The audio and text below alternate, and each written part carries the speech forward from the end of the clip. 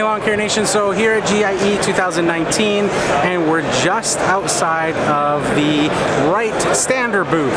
So this is usually a fan favorite as well. Let's take a look.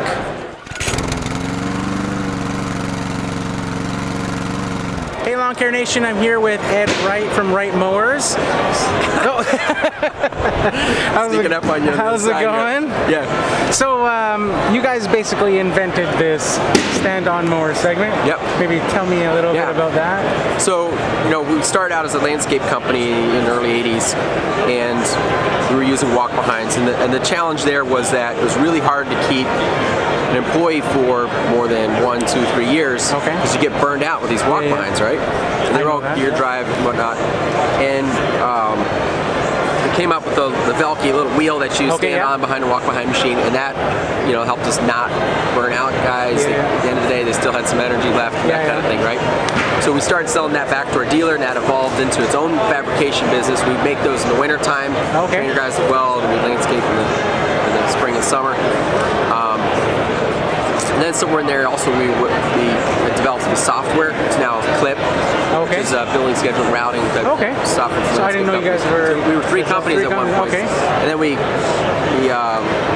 those all became kind of more separate companies, sold off the landscaping business and software business, so we focused just on the manufacturing business. In '97, we evolved that concept of the little trailer behind the mower, the velkie, to just standing right up on the mower. We started making mowers. Started to make the mowers, And it's been quite a ride ever since. Yeah, very, very cool. I remember back probably in the early, what would have been 2005, 2006. I'm on the west coast of Canada, so like 2 hours north of Seattle, Vancouver, British Columbia.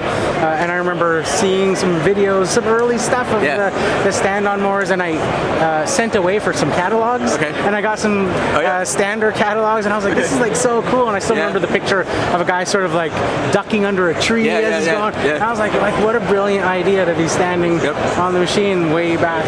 So back in that day, we really thought it was an evolution of a hydro walk-behind. And we, at that time, ran all Skag, pistol grip, hydro walk-behinds. And so the first original Stander was kind of that scale. Kind of horsepower, ground speed, and all that. And now it's evolved. Now there's small machines, 32-inch. There's lower price point, heavier machines, big machines that are better for hills. The categories kind of evolved on both ends. And, but originally it was kind of a walk-behind scale. So you talked a bit about the different segments there. So is it Stander B is sort of the entry-level machine? So Stander B, we don't call prosumer because that's not what it is. What it is it's a professional piece of equipment for somebody getting in the business. It's a lower price point. Sure, it's not going to last as long, but when you get into this business, it's hard. Truck, trailer, all this other equipment to be buying an $8,000 to $10,000 machine. But the Stander B lets you get a good, say, 2 years under your belt where you're building a client base, cash flow, and get the business going. It has the full performance wise, 52-inch, the horsepower there and all that.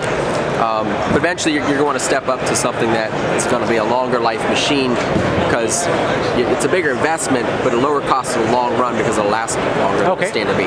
So it is a commercial piece of equipment, entry commercial we call it. Are there any sort of like list of things that you wanted to check off of that model as far as we have to hit these points for this basic unit? I guess price point would be. So yes, there are, but from an engineering standpoint, we do set up requirements in these different things. But as we enter the process, coming from the landscaping background, we just really project that on the machine, and it's better to make the machine right than it is to be, like, it can't be $10 over this price or something. It's better to make the machine correct. And sometimes, we'll deviate a little bit. We'll listen to customer feedback while we're going through the development process. But yeah, we really wanted to be in that mid $5,000, $6,000 range. We wanted the horsepower, we wanted the wide decks, the narrow decks, and we wanted to just have a wide range. A lot of the components are still commercial, like the electrical system. All sealed connectors, still all kinds of heavy duty stuff, and that didn't really cost that much. And people hate electric problems, so let's overkill that, right? And so some of those type of perspectives.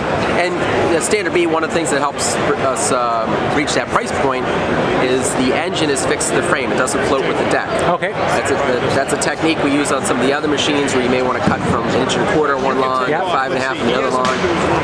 This machine's going to wear out the belt more if you're cutting at the lower, higher limits, and so the belt's only going to last so long. But that's something where a lot of people can replace themselves. They keep an extra one in the truck or whatever. So yeah, there's some compromises. That's the reality of it. But your entry price getting into the business, you're not that far out, if you're making payments or whatever. And like I said, you build that client base. It gets you in the business, gets you out.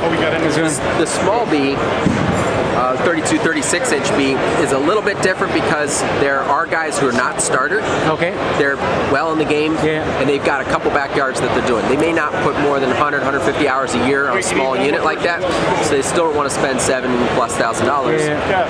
And the small B, it has the flat free fronts, it has a 7-gauge deck, that kind of thing. Okay.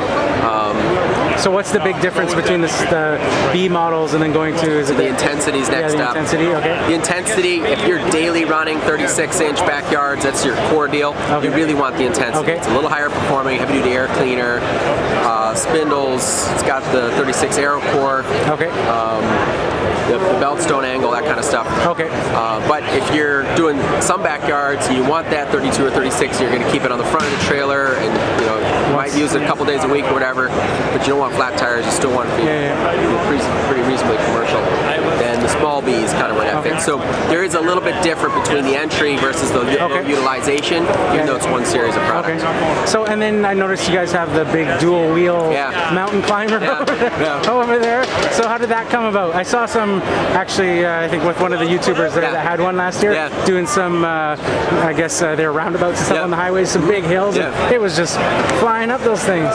So first, we've been making the ZK for a number of years. We added the dual wheel with pneumatic tires. And when I first did it, I thought, this is not that professional, it's going to scuff when it turns, whatever, but let's try it.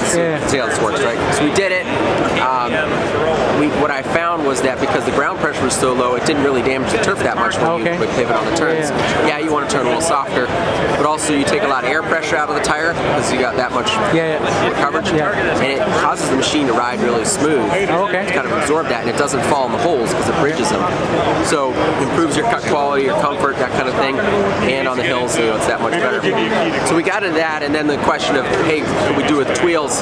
And we made that one machine that's on YouTube, and that was a fun time. And we brought this one as a showpiece. I'm on the fence. Do we bring it to production? I've heard a couple people say, I'd love to buy it, but on the other hand, 4 wheels is kind of pricey, right? And we're jamming those things in there. The outside tire, I want to say, is like a 1/4 inch outside the width of the deck. So, is it really ideal? I'm looking for feedback, so we'll see where it goes. Cool. And with those, you can still remove one wheel, is it, and convert it back to a? You can disassemble the whole thing. It's not going to be something you're going to do just for one job. The inner wheel then is going to be too far in, and you're going to have kind of the stub sticking out.